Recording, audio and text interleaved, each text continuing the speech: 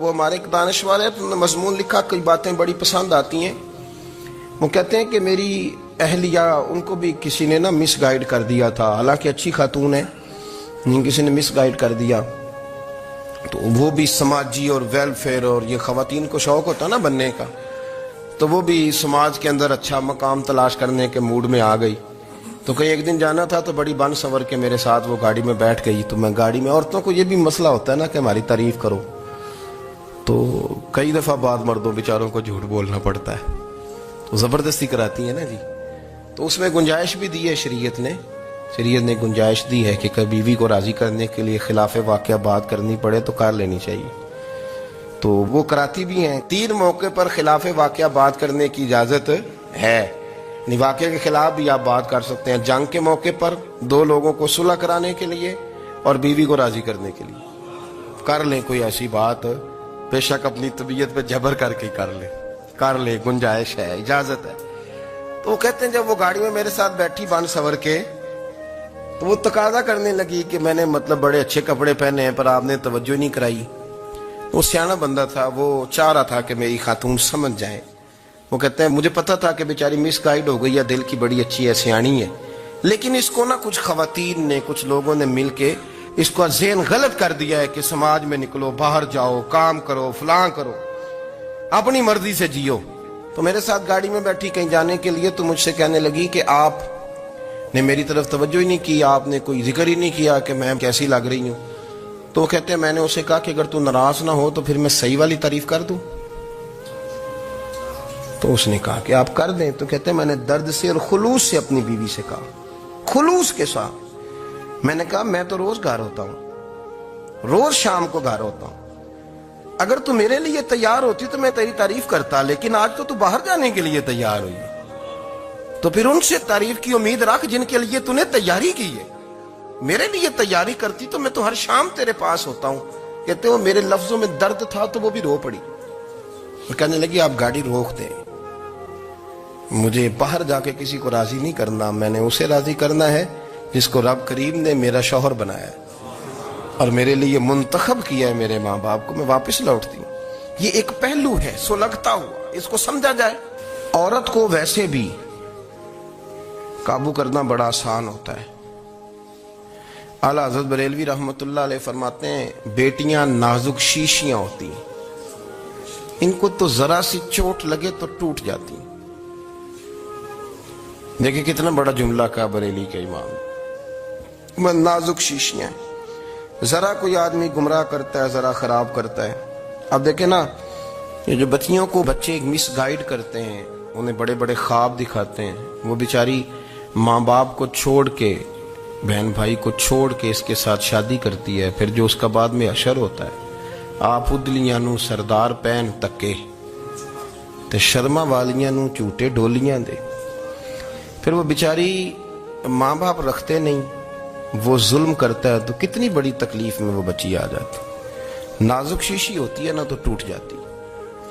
یہی حال اب جدید خواتین اور یہ جو کچھ اینکر پرسن ہیں، یہ اصل میں نا یہ آپ کو سیاست سکھاتے ہیں، لیکن یہ مادر پیدر آزاد لوگ ہیں، بالکل آزاد۔ یہ تو علماء شور نہ کریں، بات نہ کریں، گفتگو نہ کریں، مشائخ بات نہ کریں، اور یہ جو کچھ سنجیدہ اور دینی طبقہ ہے یہ کوئی شور نہ کرے، یہ تو روڈوں پہ ننگے ہو کے آ جائیں معاذ اللہ۔ خوفناک نظریہ رکھتے ہیں یہ لوگ۔ عورت کو کہتے ہیں تیرے حقوق ہم تجھے لے کے دیں گے، مثلاً وہ کون سا حق ہے جو تم نے لے کے دینا ہے؟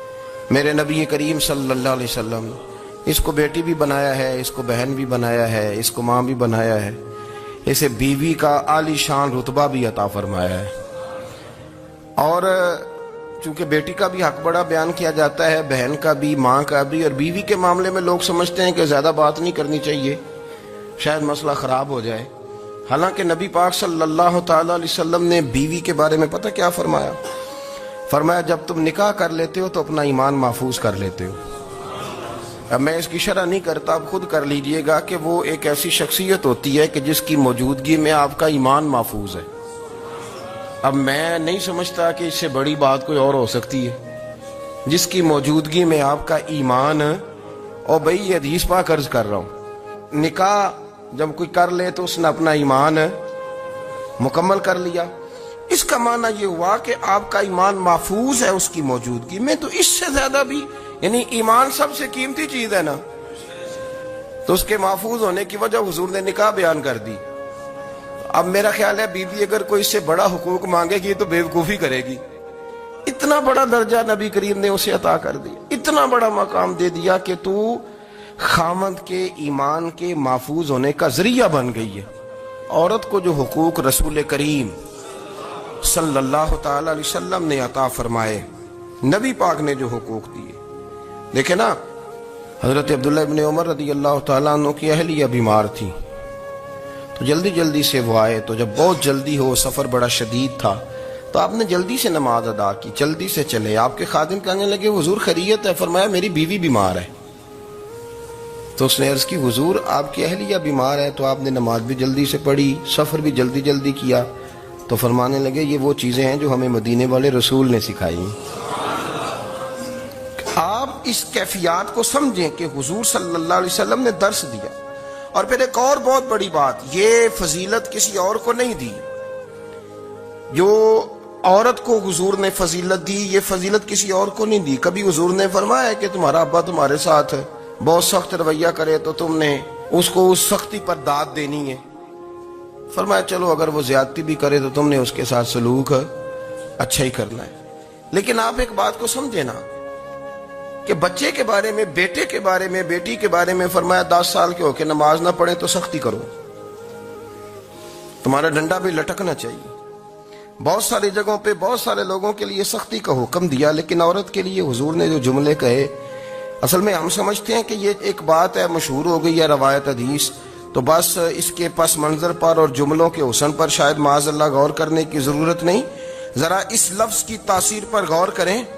حضور نے فرمایا عورت ٹیڑھی پسلی سے پیدا کی گئی ہے, یہ ٹیڑھی ہے, کو سیدھا کرنے کی کوشش کرو گے تو ٹوٹ جائے گی. تو حضور پھر ہمارے لیے حکم کیا ہے؟ فرمایا جیسی ہے تم اسی کے ساتھ نبھا کرو.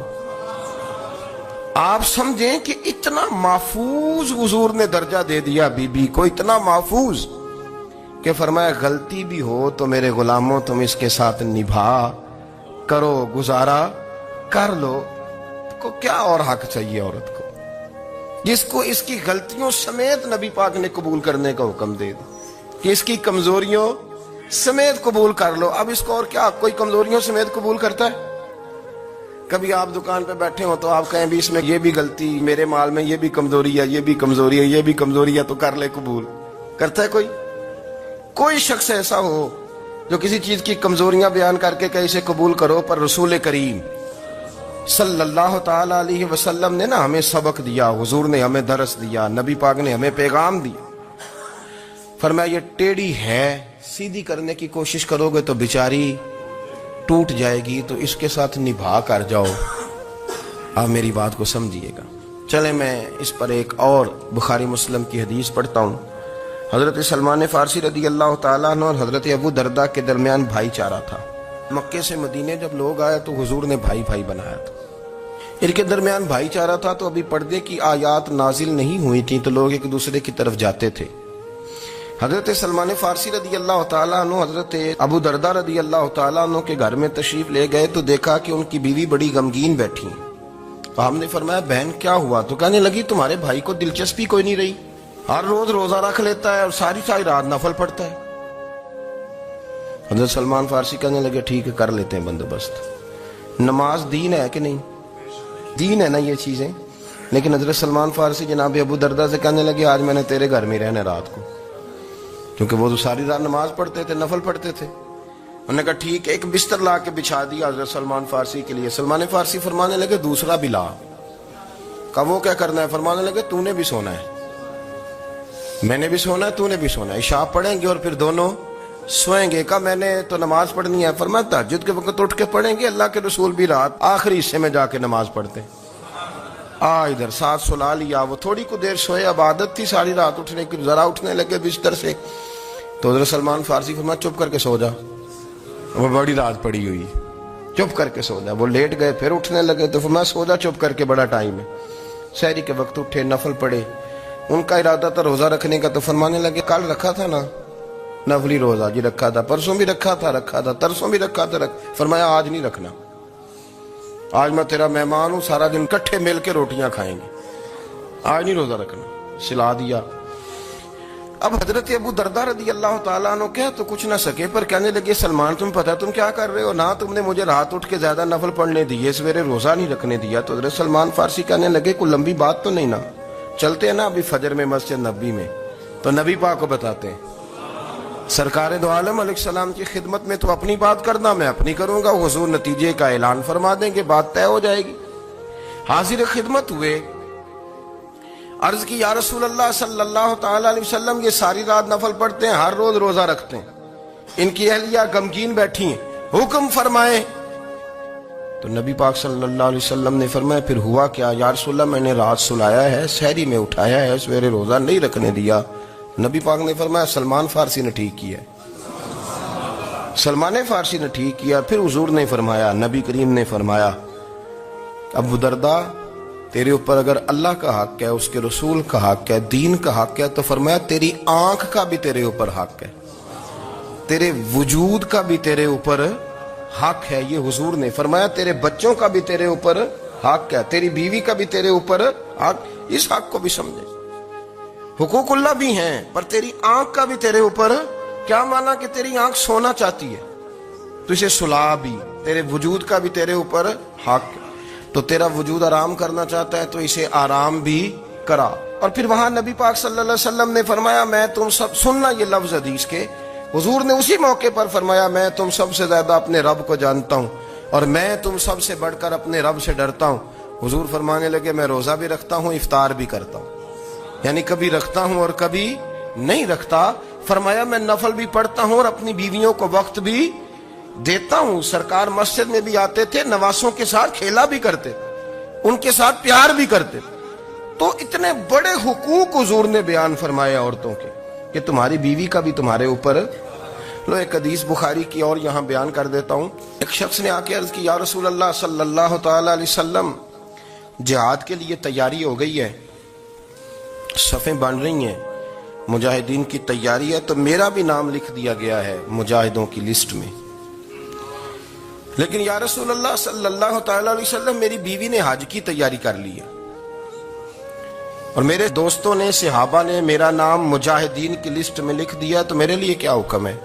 یہ بخاری مسلم ہے۔